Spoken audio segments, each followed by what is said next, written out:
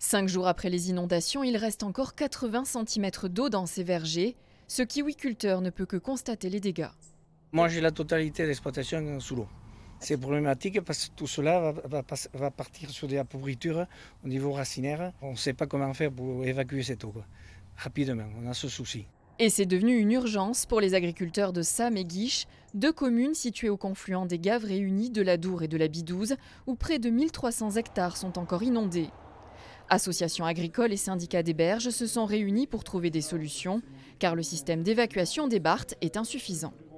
C'est des clapets qui se vident par rapport à la marée. Et c'est donc quand la marée baisse, la rivière baisse, les clapets s'ouvrent, et quand la marée remonte, les clapets se referment. Pour vider une zone comme ça, c'est minimum 15 jours à un mois, quoi.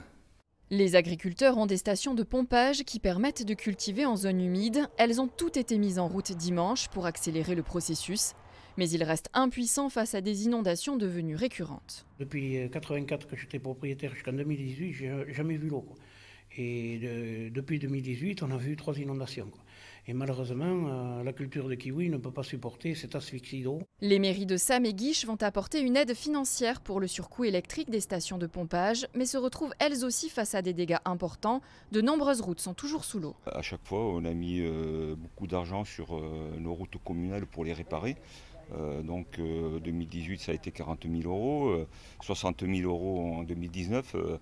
Cette année, je ne sais pas. La mairie de Sam vient de déposer un dossier de catastrophe naturelle et de calamité agricole.